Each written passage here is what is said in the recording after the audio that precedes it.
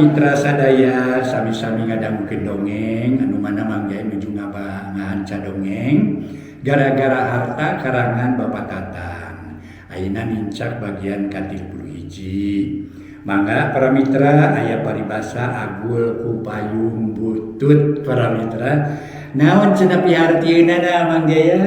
Ieu kirang langkung kieu para mitra agul ku payung butut teh nyaeta agul ku turunan ku barang-barang boga manehanana atuh para mitra ieu nya atos nama kitulah kitunya para mitra sadaya agul ku pangaboga diri sorangan nyaeta disebat agul ku payung butut teh kitu para wargi padahal tangtos bahwa batur langkung sae kitu nya tapi nya kitu teh namina kieu jalmi teh wah aing mah turunan si anu cenah waduh si wani-wani munggah ka aing teh nyawa aing turunan saha cenah kitu agul ku payung butut itunya para mitra mangga urang kana dongeng itulah ayeuna mah dongeng nuju diancak ku Mang Jaya gara-gara harta para mitra ayeuna teh nincak bagian ka 31 mangga nyangakeun wilujeng ngadangkeun.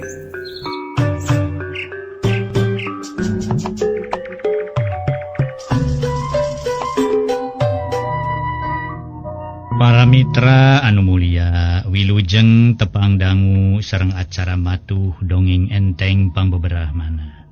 Mang Jaya sapara kanca bade neraskeun hanca dongeng nu katunda carios nyambung judulna gara-gara harta. Ieu dongeng para wargi karangan Watatang ayeuna teh nincak bagian ka-31. Para mitra anu mulia mangga dongeng urang lajengkeun deui carios nyambung judulna nyaeta gara-gara harta. Harita para wargi sadaya Cep Sumarna nuju aya di tempatna Aki Joher. Mangga urang teraskeun malih harita teh wawartos bade kalemurna heula kitu nya. Mangga urang teraskeun para mitra. Atuh leng Cep Sumarna ngahuleng samalah make jeung ngagerendeng jereueun dadana. Lamun kitu mah nu jadi ajag bodas teh si Aki sabab ieu ceuk si Aki aya di wewengkon pagunungan ieu. Nyaan lamun sarupa kitu mah elmuna si Aki ka cidaluhurna. Bisa robah wujud jadi ajag bodas. Nyaan teu siangka si Aki luhur elmuna. Paingan ku si Cipeuk kungsi di guruan atuh. Ari elmuna luhur mah. Buktina ti heula si Cipeuk ngayonan anu ngaran Aki Ki Jumri. Kuat ka teh hojah deui cacakan anu ngaran Ki Jumri teh dina tangtungan mah saluhureun si Cipeuk. Jadi regreg oge aing cicing di dieu teh sabab aya si Aki jeung si Cipeuk. Lamun aya bangsa Karaman teh anu datang ka dieu moal ngarasasieun atawa hariwang. Kitu garentesna Cep Sumarna boga timuru yen nu jadi ajag bodas teh Aki Joher. Tapi wallahu alam bimurodi. Nah bener atanapi nu jadi ajag bodas Aki Joher atawa nu sejen? Da ceuk Aki Joher mah aya jalmana di wewengkon gunung eta. Waktu Cep Sumarna keur tungkul torojo Neng Yani ti jero kalawan pokna. Kamsum oge Ipeu sok taruang heula sakantenan sareng Aki. Atuh Cep Sumarna curing hak semureuwas sabab keur ngalamun. Oh mangayan. Kitu heula saurna Ki. Cep Sumarna ka Aki Joher nyarita. Lah geus jadu. Ayo nanyakeun itu nanyakeun ieu. Capek nih malanana Aki teh. Ceuk Aki Joher salah harti samaruk Cep Sumarna aya tanyakeun deui padahal ngajakan dahar. Sanes aya taroskeun nanging urang tuang tema Cep Sumarna tarik. Oh yo atuh rek daang mah. Panyana Aki mah aya tanyakeun deui. Ceuk Aki Joher nguniang nangtung tuluy ka jero. Dituturkeun ku Cep Sumarna jeung si Cipeuk. Dek dalahar ngariung di dapur kitu Neng Yani jeung Nini Unyang. Nini Anyang bareng dalahar. Peutingna bada salat Isya Cep Sumarna jeung si Cipeuk ting jarentul keneh. Neng Yani jeung Nini Anyang geus ngarampih ka kamar. Ari Aki Joher ngarengkol dina babalean. Atuh di luar wawangunan meuni sepi jempling rehe comrek. Nu kadenge lintang ti sora ciang-ciang jeung cari cangkas. Lonok pating kereuleng, bangkong jeung bancet geus mimiti di sarada kawantu lebakeun imah Aki Joher.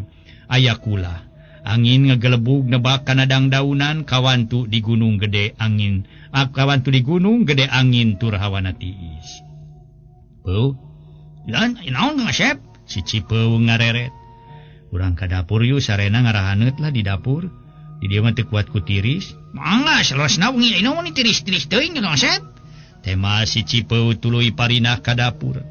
Bari mawa samak salancar. Harita si Cipeu sanggeus ngamparkeun samak teh ngaguarkeun lebu, kabeneran ruhakna marakba keneh samalah make disuluhan dangarahan. Peu ari kuring maras inget kana caritaan Aki tadi, nyaeta nyaritakeun perkara ajag bodas teh.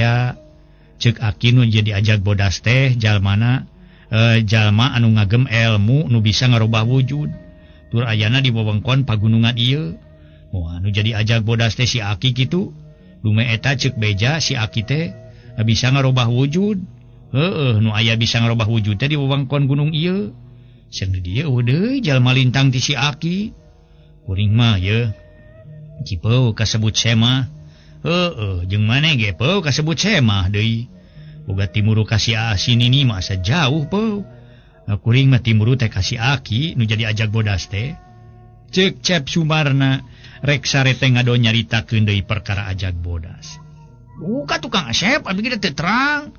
Eta naon margina Kang Asep kagungan timuru ka Aki nu janten ajag bodas teh? Teh mah si Cipeu bari niup-niup seuneu, nyaeta niupan seuneu ku songsong. Boga timuru ka Aki teh. Dumeh ceuk anjeun si Aki luhur elmuna, tur kungsi di guruan sajabati kitu ceuk si Aki jelema nu ngagem elmu. Bisa robah wujud teh ayana di wewengkon pagunungan ieu. Nyumpami saur Aki kitu mah rupina lerese si Aki Kang Asep dupi kitu. Nya dumeh eta we ceuk anjeun si Aki luhur elmuna. Sajabati kitu ceuk si Aki teh di wewengkon pagunungan ieu teh aya jalma nu bisa ngarobah wujud. Tina wujud manusia bisa robah wujud jadi sato. Nya henteu sangka si Aki luhur elmuna Peu. Paingan ku anjeun di guruan atuh. Tema Cep Sumarna muji kana elmuna Aki Joher, tur tetep timuruna Cep Sumarna mah nu jadi ajag bodas teh Aki Joher. Geus kitu Cep Sumarna pok deui jadi kapapanjangan ngajak ngobrol, sedeng panon si Cipeu geus cieut tunduheun. Menang sabaraha taun ngalap ilmu di Aki teh Peu? Atuh si Cipeu dina nemalanana teh dibarung ku heuai da pugu geus tunduh. Kurang langkung keng 1 tahun Kang Asep 1 tahun setengah. Angin ngamulungan pangartos sanes kana ilmu nu tiasa robah wujud abdi mah. Kitu wae diajar kana ulin bela diri, muhun kana mempo. Ulin menpo teh nya menpo. Da ngalap kana ilmu kitu mah lama sakataekan sareng deui moal tiasa ku waktu sakedap atuh. Tos Kang Asep urang ngalempengkeun cangkeng yo. Kuan panon abdi meni cepel kieu geuning. Cek si Cipeu tuluy ngedeng. Kitu deui Cep Sumarna ngedeng di anggal hiji kuduaan. Nu teu kungsi 3 menit trep sarare meni ujug-ujug talibra. Komo si Cipeu mah meni kerek sagala rupa. Kira-kira jam 1 harita teh nu keur memejehna sapi jempling. Tur keur memejehna talibra sare. Di belah wetan aya sora anjing babaung meni lambat. Mepeuskeun jempling na peuting dibarung ku sora angin ngaguruh. Na atuh korejat Cep Sumarna teu puguh-puguh ngorejat bangun reuwas. Duka reuwas ngadenge sora anjing babaung, duka reuwas keur ngimpi. Astagfirullah. Cep Sumarna istighfar tuluy ngareret ka si Cipeu keur nyegrek-kerek. Ret ka tengah imah ret ka si Cipeu. Geus kitu Cep Sumarna ngagereneng jeroeun dadana. Aduh. Geuning aing teh ngimpi, tapi meni asa dikieuna dina hitungan teh aing jeung si ibu. Katut ama keur nyaraba, tapi teu puguh nu ditanyanganana. Di setengahing jalan aing ngadonting ditinggalkeun ku ibu jeung ku ama. Samalah ama make aya nu ngagusur ku saurang lalaki ngan teu puguh saha-sahana. Barang ku aing rek diberi kaburu aya nu megatan. Bari dina hitungan teh naha ajag bodas nutur-nutur wae aing. Nah kaimpi-impikeun kitu demeh aing inget bae ka ibu. Samalah rek dilongok heula ngan ceuk si Aki ulah ayeuna-ayeuna. Mudah-mudahan we ke di ditu ulah aya itu ieu. Nu nimulkeun kamusibatan sing saterusna jempling. Da ceuk si Cipeu ge aman teu aya naon-naon cenah. Kitu garentosna Cep Sumarna. Si Horeng ngoreja teh ngimpi, geus kitu mah goloyoh ngedeng. Tuluy sare deui bari ku ayeuna mah patukang tonggong jeung si Cipeu. Isukna Cep Sumarna nyaritakeun impianana ka si Cipeu samalah ka Neng Yani. Dicaritakeun da kabeneran Neng Yani mairan cai jeung kulub tales. Parang harita Cep Sumarna jeung si Cipeu keur meulahan awi haur pisuluheun. Ari Neng Yani sanggeus mairan opieun teh teu buru-buru ka imah deui. Kalah tumanya ka Cep Sumarna bari neuteub. Saur Aki majar akang bade ngalayad heula ibu sareng ama. Naleres kitu Kang. Oh muhun yan. Tema Cep Sumarna ponok. Bade iraha atuh. Neng Yani papanjangan bari teu leupas tina paneteupna. Duka enjing, duka pageto yan. Jaran saur Aki ulah waka ayeuna-ayeuna engke antawis 3-4 dinten deui dupi kitu. Pami akang bade ka ditu mah abdi ngiring Kang jalaran abdi ge hoyong tepang sareng ibu malai tos ngaraosono. Cek Neng Yani make aya pikiran hayang milu sagala. Atuh si Cipeu nu tadi-tadi ngabetem teh ayeuna mah kakara nyarita. Bari dina nyaritana rada daria. Ceneng malu buruk milu mijang ngepelai ngiring segala. Kapan kayaan di ditu teh nuju harengheng ku bangsa Karaman. Kumaha pami dongkap ka ditu aya kaributan kapan matak bahaya. Sajabati kitu kumaha pami ka emper-emper ka tuang raka. Yan ibu haji aya none di ibu haji aya neneng. Terus di dieu tong palai ngiring sagala da Cipeu ge da moal ngiring. Eta pang-pang nama. Jadi maksudna bilih ka emper-emper terus nyumput di dieu. Udah hoyong tepang sareng ama sareng ibu. Mangkaning ku abdi tos 2 kali ibu sareng ama kaimpenkeun. 3 dinten kalangkung sakali dina etangan teh. Abdi amengan ka bumi Kang Marna. Mali dina etangan teh pun biang sareng pun bapa raya kene. Harita ibu sareng ama didongkapan ku abdi teh kalah ka arangkat atuh abdi ge ngadon ngajajentul we sorangan. Wengi kamari kaimpenkeun tepang sareng ama di jalan. Saur anjeun teh bade nyusulan ibu hawatos di kantun ke nyalira bilih keungeun. Tah kitu tos 2 kali ibu sareng ama kaimpenkeun ku abdi teh Kang. Atuh name akang nyaurkeun ngimpen deui muhun ngimpen di kantun di setengahing jalan ku ibu sareng ku ama. Nu mami abdi hoyong ngiring abdi mah bilih ibu atanapi ama teu damang Kang. Cek Neng Yani nyaritakeun impianana nu matak manehna hayang milu ka Cep Sumarna. Harita Sumarna tuluy nyarita. Ulah waka ngiring Yani mah ke akang heula upami ibu atanapi ama teu damang name ku akang dibantu ngalayad. Ongkoan akang ge da moal monok tangtos bade wangsul deui. Cek Cep Sumarna nyarek atuh si Cipeu mairan. Ayeuna mah tong waka ngiring atuh ceneng. Kae sina ditinggal heula tuh ku Kang Asep kaayana di ditu. Pami di ditu kaayana aman name palai ngalayad mah. Boas serang Mang ieu serang Cipeu ka ditu nage. Nya kitu saya tuh dupi akang iraha bade angkatna. Neng Yani nanya ka Cep Sumarna. Nya kumaha dijurungkeun ku Aki we yan. Dijurungkeun enjing tangtos enjing akang mios. Tema Cep Sumarna teu bisa mastikeun. Pikeun pi ini teunana.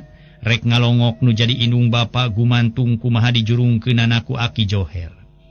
Lamun kitu teh mah keur Cep Sumarna henteu badagong. Nu hartina nurut kana caritaan Aki Joher. Geus kitu mah Neng Yani ka dapur ongkohan digegero ku Nini Anyang. Bade pikir saya naon Nini? Ari si Ujang Asep jeung si Ipeu teh geus disodoran opieun nyai. Karunya mangkaning ku Nini dititah meulahan suluh. Parantos Nini, heueuh kajeun ari geus disodoran opieun mah. Nanyakeun so teh bisi candi bere ngopi, ari si Aki ka mana? Aki mah nuju ditepas Nini. Baru keur ditepas ai, ari panjana Nini mah keur katampian. Peryogi disauran Akina Nini, keun bae tong digeroan sagala sok ngariweukeun si Aki mah. Tadi ge isu keneh geus nanyakeun sangu majarkeun teh cenah. Nini nyiksa teu mere daang ka si Aki. Kakar gerek ngisi Kang geus nanyakeun sangu. Ari digalendeng bae ku Nini matak namahan pidorakaeun, tapi loyor. Kumaha perkara si Ujang Asep teh nyai? Jadi cenah rek ngawi nyai teh.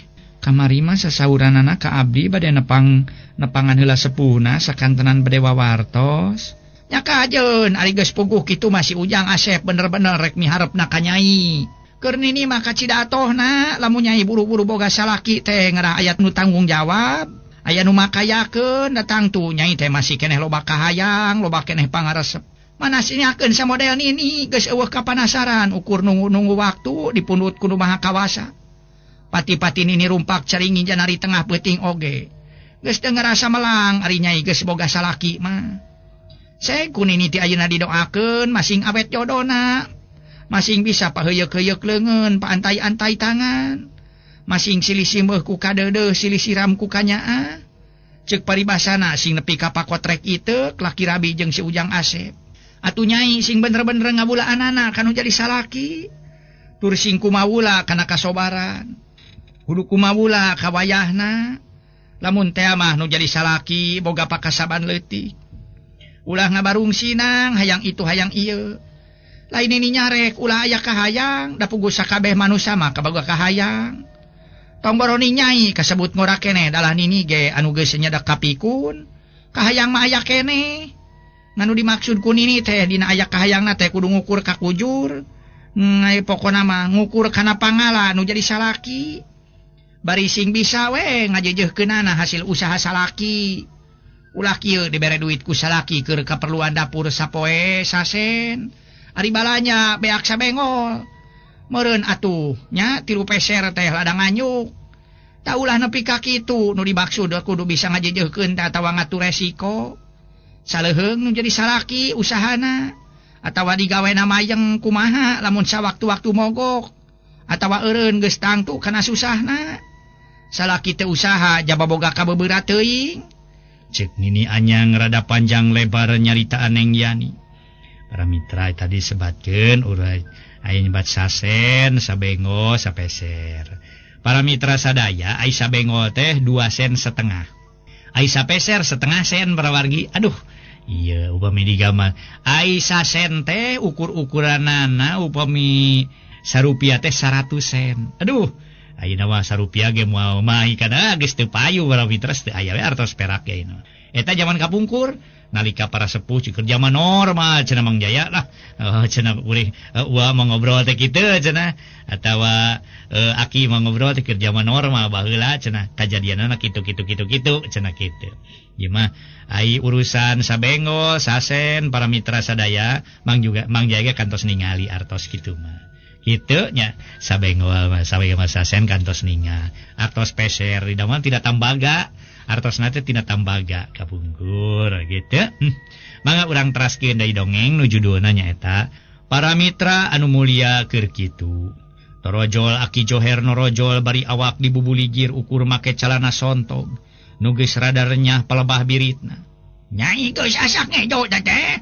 gendakeun ngejo teh tong sok leledak kitu geus puguh sini ni mah sigarek mah ieu maraka si aki tong nurutan sini ni da puguh sini ni mah siga nu teu eujeun jalma teh ceuk aki Joher datang-datang nanyakeun sangu sakedap deui aki teh can lepas kumaha nyai pangdenge teh rek dilaporkeun ka upas ku sini ni rek dilaporkeun ka upas teh nyai dasar nini teu eujeun sia ngari kami teh boga dosa naon sia nini make dilaporkeun ka upas sagala tibatan kami dilaporkeun ka upas bari teu puguh dosana leuwih hade urang silih dengkek we sia jeung kami ngarap babarengan jeung karena eta kami nanyakeun kejo ka si nyai rek dilaporkeun ka upasnya tak kitu marukan teh nini maneh mah nyai ka aki teh kawas ka musuh we lamun aya kabutuh ada moal burung dibikeun da mun aya nu butuheun mah heueuh moal burung dibikeun da si nini teh dasar geus repet teh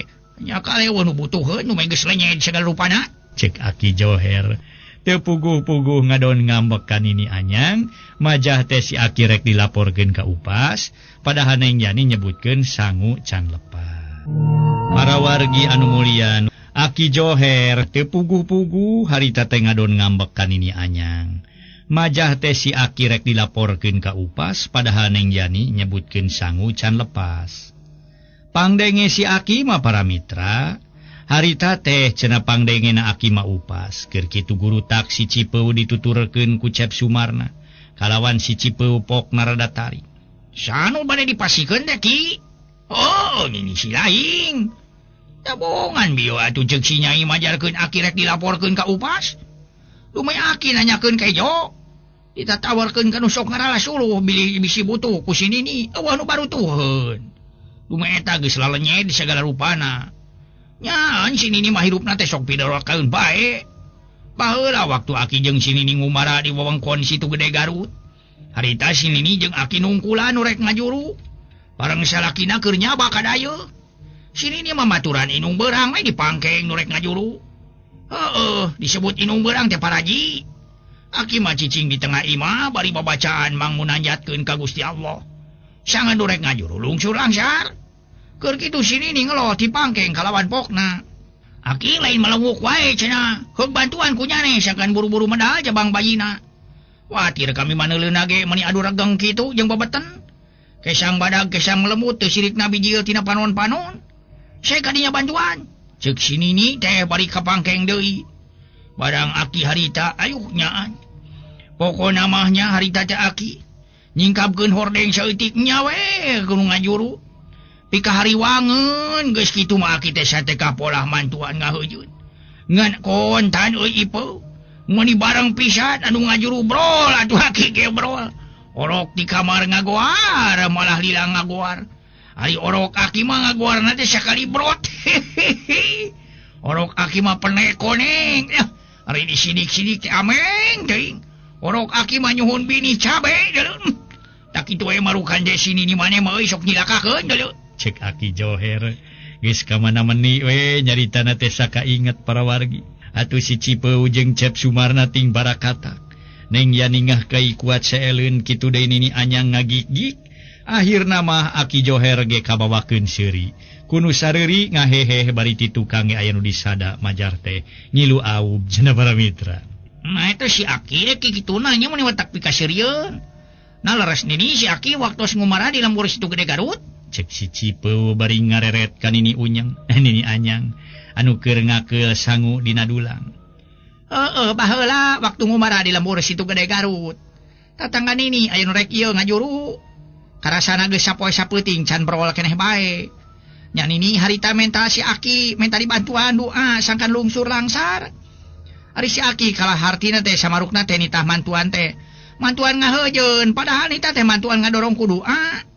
Da eta kadengena ka kamar ge meuni disada meuni brot cenah. Cek Nini Anyang atuh barakatak si Cipeu seuri ngabarakatak kitu deneng yaningah kai. Bari nyekelan beuteung taksiran kulit beuteung karasa nyeri balas seseurian teuing. Ari si laing manginaon seseurian wae si Ipeu? Tanya Aki Joher bari ngareret ka si Cipeu. Aduh, kumaha we menak nu disada Ki? Teh mah si Cipeu tarik. Disada naon disada teh? Jeung di mana? Manuk. Kanaon muka kupingna dipengkeureut Aki? Mah disadana brot cenah. Aduh, ampun deui. Yoi borojol. Ya, mantap atos atuh mangnya Cipeu lah ulah diheureyan wae kulit beuteung abdi meuni nyeri kieu, cek Neng Yani. Sarwana ongko jeung si eta mah geus sidik si Aki. Boga Aki kitu, hayo diheureyan. Sok kadinya geura daraang. Ki bade tuang Ki? Unya make nanyakeun rek daang nya kawas kanu gering we si lain teh. Nya komo we eudeuh mah. Matak Aki nungguan kita tadi geus lapar deuleu. Sok aja ngasep lah. Urang ngadaang ye, tong belenguk wae kawas nu leuleus beheung. Temal Aki Joher. Geus kitu mah dek dalahar ngariung di dapur, meuni bangun anu paronyoeuna keur tur bangun nu narikmat. Cacakan dahar jeung ka kerecek genyer ge sigana teh asa jadi kulit jadi daging. Samalah si Cipeu make jeung nyetrokan anu cengek. Ari Aki Joher sahuap pekang dua huap ngalamot uyah dina tungtung curug. Sabab geus biasana kitu lamun dahar kudu jeung nyocolan uyah. Baheula mah disebutna teh uyah peda di wadahan kana pendi leutik. Beurang peuting sok nangoh wae dina tarang hawu nepi ka uyah semu koneng jeung seungit beuleum tarasi. Zaman ayeuna mah sanajan di pakampungan geus langka nyadiakeun uyah dina pendil nu disebut uyah peda teh. Sumun atuh da para mitra ayeuna benten deui. Atuh janten saurna teh Watatang ya dongeng Watatang kantos neda tos tuang cenah sareng uyah peda. Nalika jumeneng keneh cenah Nini na di Tarogong sanaos peda teu aya rencangna oge. Neda teh cenah tuang teh rencangna. Supados sangohan we lajeng dipurulukan ku uyah peda. kayak ngagaya ngaganggang uyah teh diganggang di tarang hawu menini mat ningali med dari kata mitami sangguna pulen cenah kitu kumang jawa tambahan lah kitu tamang jaga cekap sareng uyah we para mitra sadaya dipurulukan ku eta goreng enog aduh purulukan ku goreng enog para wargi cekap lah kitu para wargi sadaya deng-deng begitu tos we para mitra sadaya. Para wargi anu mulia nu sami-sami ngabandungan ye dongeng. Zaman ayeuna mah di pakampungan ge taraninga nu kagungan uyah peda. Kaingi ngaganggang dina tarang hawu diwadahan ku pendil alit atanapi ku goci sapertos botol. Nu dalahar geus rengse deui samalah heuleut satengah jam Aki Joher jeung si Cipeu katucep Sumarna arinit katampian sabab geus meujeuhna salat lohor. Harita si Cipeu jeung Cep Sumarna leumpang na tukangeun Aki Joher. Ongkohan jalana satapak teu bisa leumpang ngarendeng. Kira-kira 10 meter jauhna katampian Aki Joher ngarandeg. Atuh si Cipeu jeung Cep Sumarna rugreg. Kabawakeun ngeureun bari Cep Sumarna ngarasa kaget ku ayana Aki Joher ngarandeg. Samalah make jeung luak liuk sagala siga aya nu ditinggalian ku manehna. Tapi saurang oge eueuh nu wani tumanya ukur silih reret we silih pencrong. Ger kitu Aki Joher ngarawut taneuh kebul tuluy taneuh teh dipurulukeun sakurilingna. Nu keur dipake ngajanteng ku Sumarna jeung ku si Cipeu. Atuh puguh nu duaan beuki ngarasa kaget ningali polahna Aki Joher kitu. Jalu cari cinya ulah ngisad dina kalang ieu. Jeung ulah aya anu ngomong saurang ge sabab aya nu reka dieu. Teuing saha-sahana mah. Ngan ku timbul Aki mah siga lain manusia baraleg teh cek Aki Joher. Kakara nyarita kitu ujug-ujug pun cenghis aya 7 urang lalaki.